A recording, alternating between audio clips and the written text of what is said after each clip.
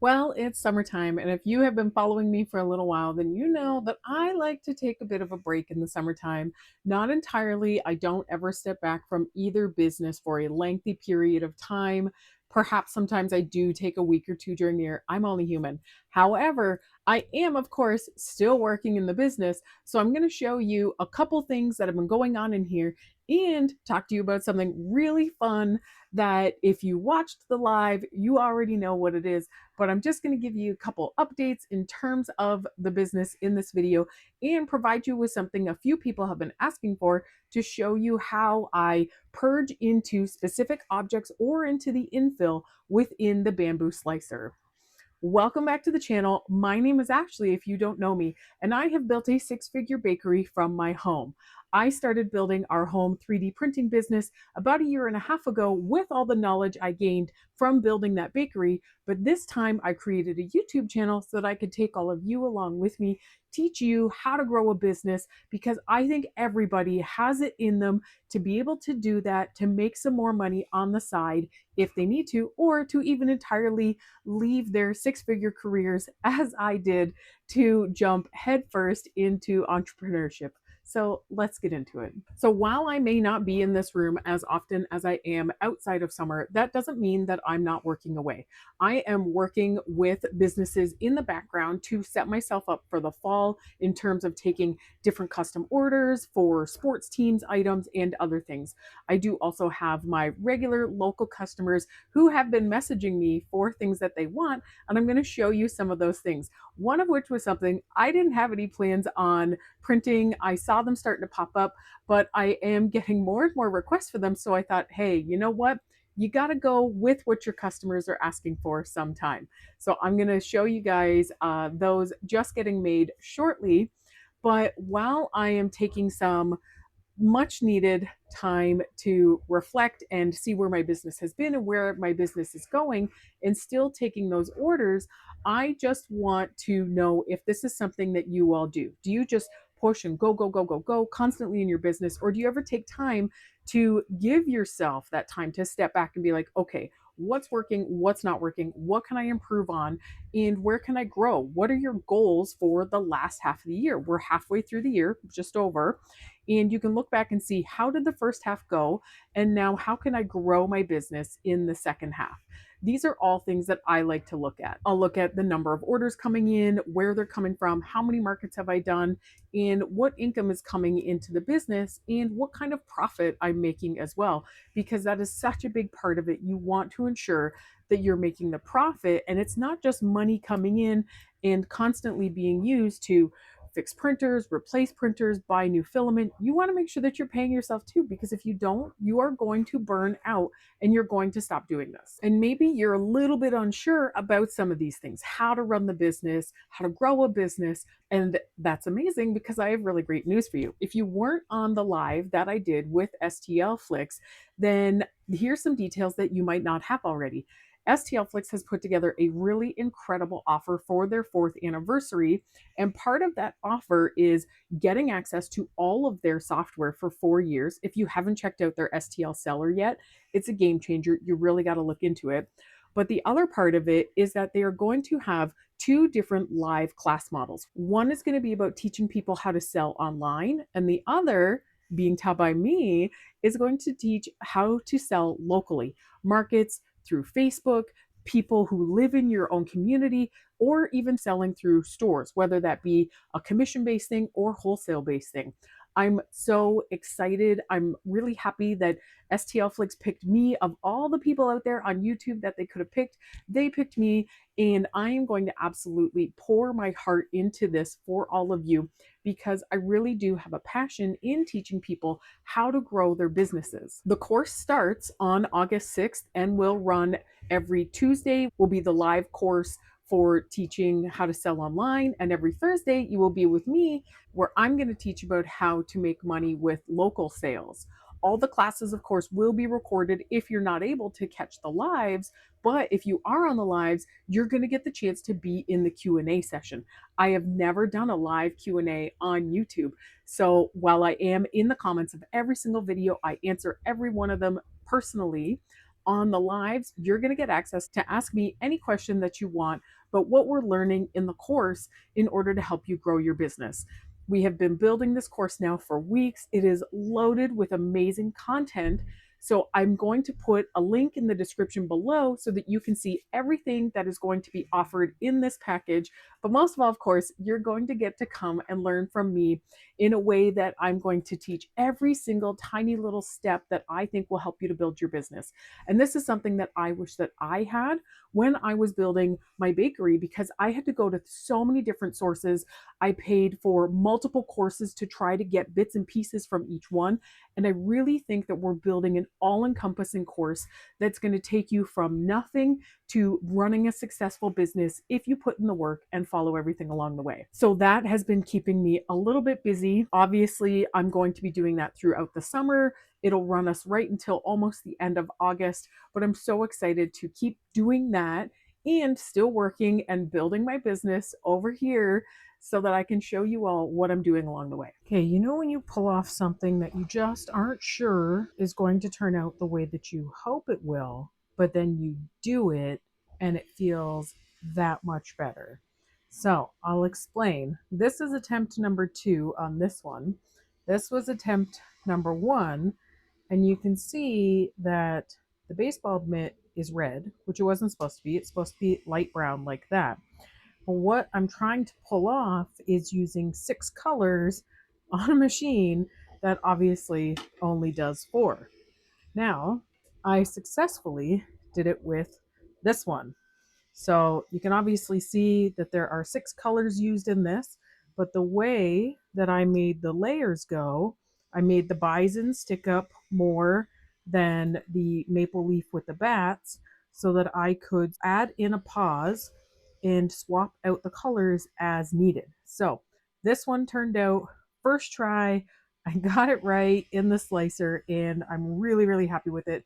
These were both specific custom orders from a local team that's ordered some bag tags and keychains and such from me and hype chains, and they wanted these particular ones with the bats and the glove. I'm going to guess for awards for the game, for something about like maybe best bats or best catch, something along those lines. I took it on as a challenge to see if I was going to be able to be successful with it, and I was, and I'm quite happy with how it turned out. So now I just have to see if I can pull this one off here. What happened yesterday is I think I changed out the light brown for the red 1 layer too soon.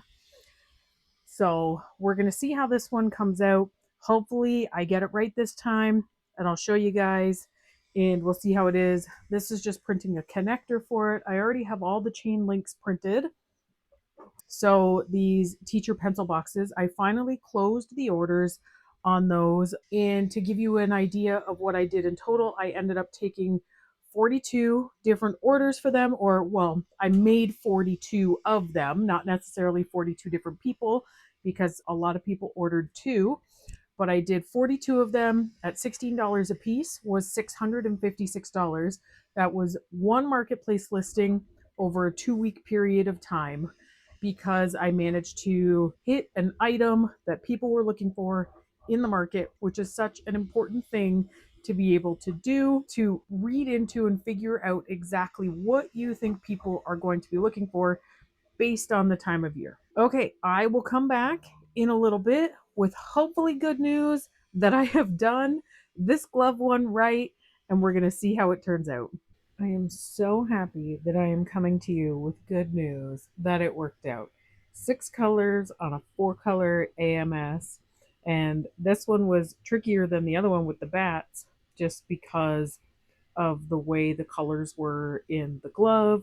So I have the plate is one height, then the glove is another height, then you can see the maple leaf is another height, and then the bison comes up off of that. But it allowed me to be able to pause the machine at the right places so that I could swap out the filaments. I think what I did was I swapped out the light brown for the yellow when it got to the maple leaf, and then the yellow and the blue were interchangeable after that.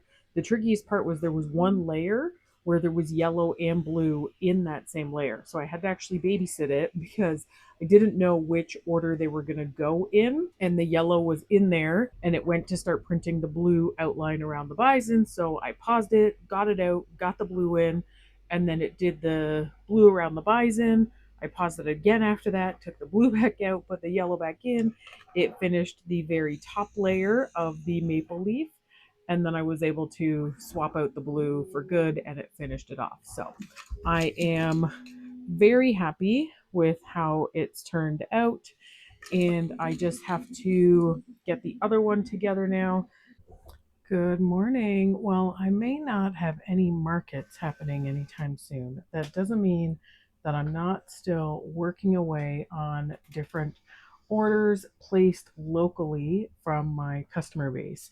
So today, or I should say last night, what I had going on was I was making some of these can koozies, which I love how this Zyro gradient, this is the Dreamy Dusk, how that one turned out. So I just need to get the other pieces printed for those ones. And then these are ghost face themed ones. So the character from Scream. I recently signed up for a new Patreon for somebody that makes a bunch of these, and I'm going to print a couple because I wasn't actually going to. I saw these start to pop up and I liked them, but I wasn't going to get into making them. But then I had people reach out to me and ask for them. So, as business owners, we have to listen to where the demands are coming from sometimes, and they may surprise us in terms of what people are actually looking for. But I decided to listen, and 3 of these are actually for a customer order. This is a very long print. To do the 4 of them, it actually is 1 day and 5 hours. So it's good that I started it last night, and I'm actually heading out of town for a couple days. So it will just continue to go while I'm away, which is another reason why I love these printers, because that does not happen in the bakery.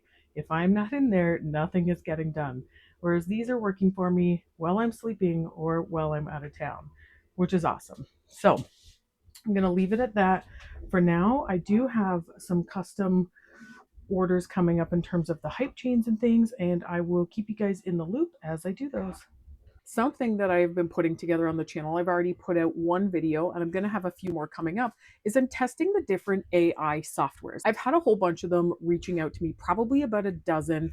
Many of them are very small, maybe don't have the most robust software, all the way up to some very well-known ones. And they're reaching out to me, asking me if I would use the software. And I thought this is actually a really good opportunity for me to make videos on each one. And then once the series is done, I'm going to come and do a video and tell you the pros and cons of all the different softwares and which one or maybe two I would recommend above the others. So Neural 4D is the first one that I did. I'm going to do a video for Meshy AI. I'm going to, of course, do the STLFlix one because they have really incredible AI software on their website, and it's so good for even being able to make custom models, which you all know if you have followed me for a while is what I love. And there is another one I also might be doing for High 3D as well. So if you have been looking into any of those and considering them, you can watch my videos and then wait for the recap video where I'm going to compare all of them together and let you know which one I think might work best in terms of just the robustness of the software and how easy it is to use. So stay tuned for all of those. Okay, just to show you a peek at a custom order that I'm working on right now. I have worked on stuff for these teams before, but this specifically is they wanted 4-inch size medallions in gold, silver, bronze for them to use. I've already made the gold one. This is the silver one. And for the bronze, I'm going to use a brown because I don't have a bronze filament. And being a responsible business owner, I don't want to order bronze filament just to make one of these. Now, the nice thing in that they're so small, these ones only take about an hour and a half to print. So it's good because they don't take as long as the giant 8-inch ones. But these should hopefully be part of a much bigger order that will be coming to me in August for more of the hype chains for the team. And I'm excited about that. And this is all because of a relationship that I have with a local business out here. And those relationships can be so important to building your business down different avenues that perhaps you haven't thought of before. So I've already got the links for this printed. Like I said, the gold one is done. I just need to do the brown one, and then I can get the three put together and dropped off and on to the next order.